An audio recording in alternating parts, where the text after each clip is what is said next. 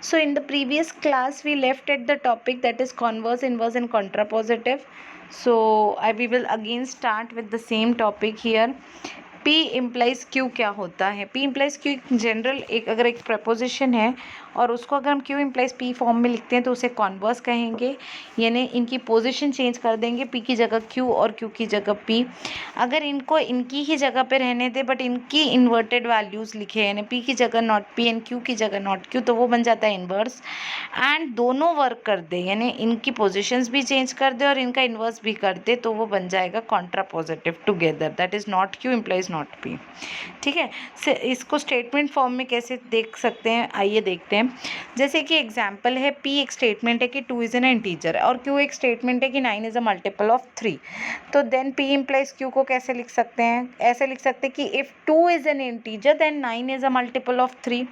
अब इसका कॉन्वर्स लिखो।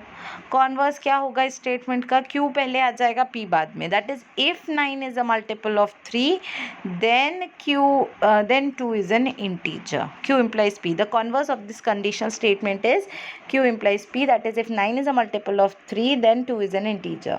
If I am about to write only the inverse यानी दोनों स्टेटमेंट का निगेट लिखना है, position as it is. So if 2 is not an integer then 9 is not a multiple of 3. So simple. ठीक है, और कॉन्ट्रापोजिटिव क्या हो जाएगा? कॉन्ट्रापोजिटिव में हम पोजीशंस भी चेंज करेंगे और उनको इन्वर्ट भी करेंगे। तो आपको लिखना है कि if 9 is not a multiple of 3 then 2 is not an integer. Okay, the following table gives the truth values of P implies Q, Q implies P, not P implies not Q and not Q implies not P.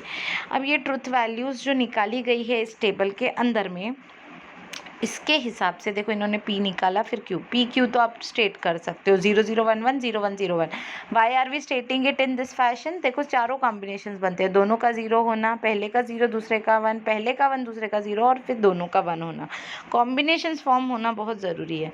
अब इस हिसाब से देखा जाए तो not P का column P का exactly opposite लिख दिया, Q नॉट Q का कॉलम Q का exactly opposite.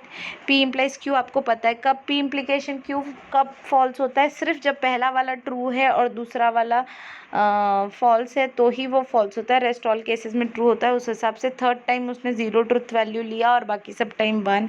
Similarly Q implies P भी लिखी है, तो उसमें Q जब ट्रू है और P जब फॉल्स है, that is your second statement, तब वो 0 हो रहा है, अदरवाइज इट इज़ ऑलवेज 1।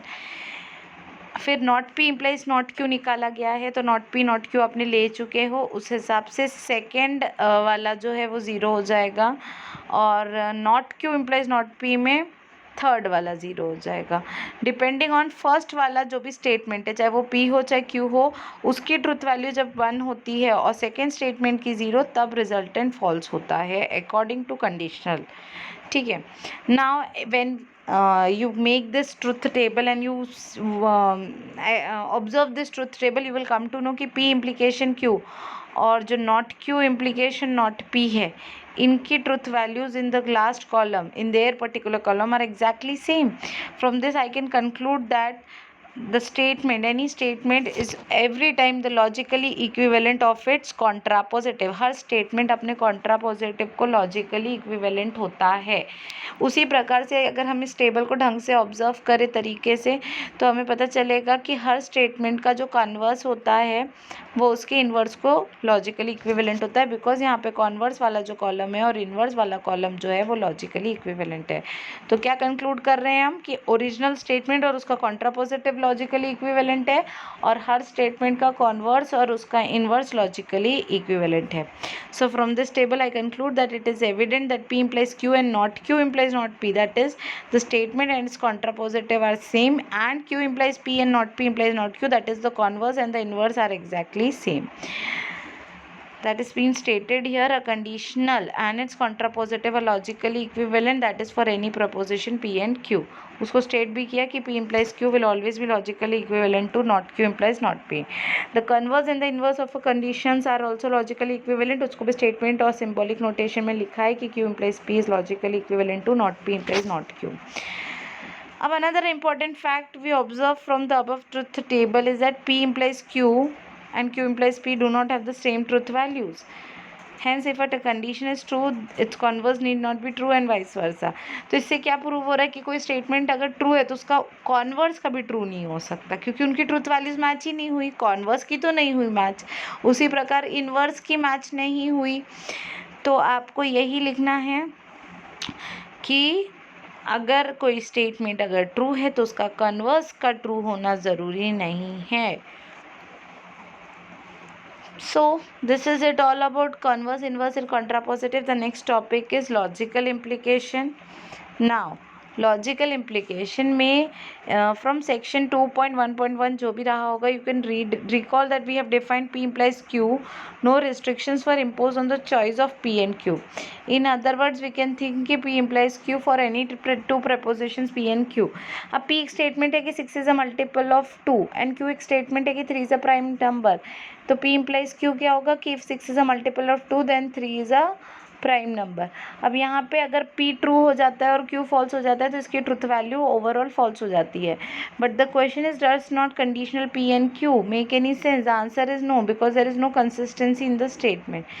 तो एक और एक एग्जाम्पल इन्होंने यहाँ पे लिया हुआ है कि P4 is an odd number and Q Bangalore is not in Karnataka. तो अगेन P इम्प्लाइज Q क्या होगा कि if 4 is an odd number then Bangalore is in Karnataka, जिसका कोई लॉजिकली सेंस नहीं है। इस स्टेटमेंट का कोई सेंस है क्या? कोई सेंस नहीं निकल रहा है। बैंगलोर क्या, 4 क्या, ऑड नंबर क्या, कोई लॉजिक नहीं है। The conditional makes no sense but it is logically true. तो स्टेटमेंट को ऐसे पढ़े तो कोई सेंस नहीं है, बट इस स्टेटमेंट की ट्रुथ वैल्यू ट्रू है। क्यों भाई, क्यों ट्रू है, किसने बोला? क्योंकि कंडीशनल स्टेटमेंट के हिसाब से वो स्टेटमेंट्स हमेशा ट्रू होते हैं एक्सेप्ट द केस जब पहला स्टेटमेंट ट्रू और दूसरा फॉल्स हो। तो यहाँ पे पहला स्टेटमेंट क्या है? 4 ऑड नंबर नहीं है, तो पहला जैसे ही ट्रू हुआ तो आपको चेक करना है अब दूसरे का फॉल्स नहीं होना चाहिए, मतलब दूसरा ट्रू है तो ठीक है।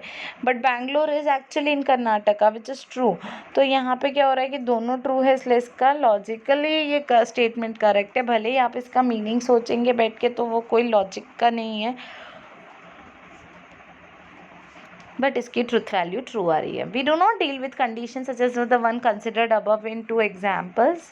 One major interest lies in conditions like P implies Q when P and Q are related in some way. तो ऐसे क्वेश्चंस में तो हम कंसिडर करेंगे ही नहीं, हम कुछ सेंसिबल क्वेश्चंस की बात करेंगे। अब बहुत ज़्यादा हम डीपर जाएंगे लॉजिक को पढ़ते पढ़ते और उसमें बहुत कुछ नया सीखने मिलेगा। Keep learning and keep understanding and keep asking me if you have problem. So such that Q is true whenever P is true. We say that P implies Q. This is symbolically written as P implies Q. The symbol double arrow मतलब single arrow double lined arrow in single direction, ये क्या के लिए use होता है? Symbol को हम implies बोलते हैं। और जब भी एक statement P implies Q, Q is not necessarily true, तो आप अगर Q is not true when P is true तो आप बोलोगे P does not imply Q।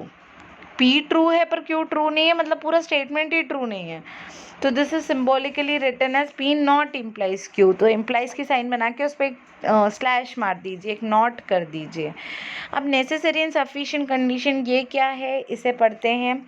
दो प्रेपोजिशन है हमारे पास P एंड Q जिनकी ट्रुथ वैल्यूज इंटर रिलेटेड है। Suppose P implies Q, that is then in order that Q may be true if sufficient then P is true.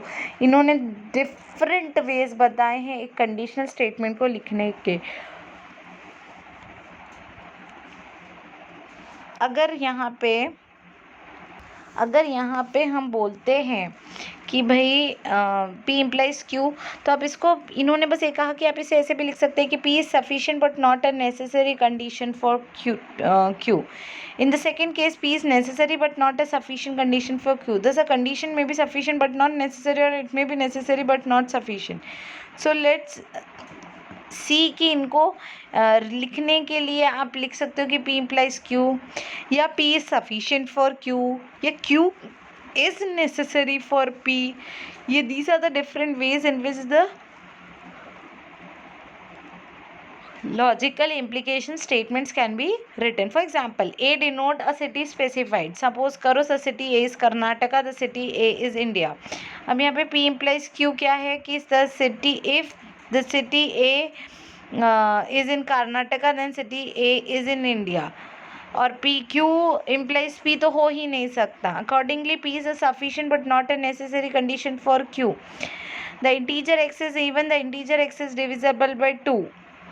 अब write down the contrapositive. एक example ले लेते हैं जहाँ पे P implies Q implies R का contrapositive लेना है. इसका कॉन्ट्रापोजिटिव लेना है.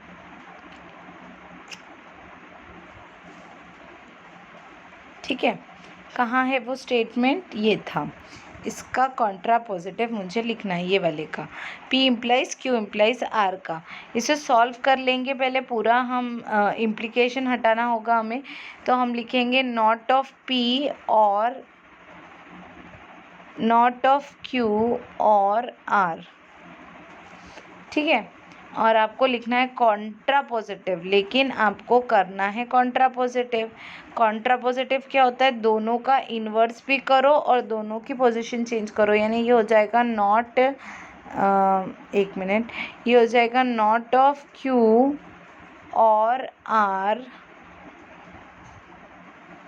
नॉट ऑफ Q और R, ये इसका नॉट और P. ठीक है, अब नॉट ऑफ नॉट Q तो Q एंड नॉट R और P, Q and not R और P. ये कैसे हो गया? कॉन्ट्रापोजिटिव हुआ. क्या कॉन्ट्रापोजिटिव कैसे निकलता है? पोजीशन चेंज करनी होती है आपको. कॉन्ट्रापोजिटिव निकालने के लिए P की जगह Q और Q की जगह P को लिखना है, और वो भी उनको रिवर्स करके. तो इस तरीके से ये प्रॉब्लम सॉल्व हो जाएंगे. Similarly there are many questions, जैसे कि लॉजिकली इक्विवेलेंट प्रूफ करने के लिए या तो आप ट्रुथ टेबल बना के प्रूफ करो. इस पार्ट का एक ट्रुथ टेबल बनाइए, आप इस पार्ट का एक ट्रुथ टेबल बनाइए. इसकी ट्रुथ वैल्यू, दोनों रो की ट्रुथ वैल्यूज़ अगर सेम है तो वो लॉजिकली इक्विवेलेंट है.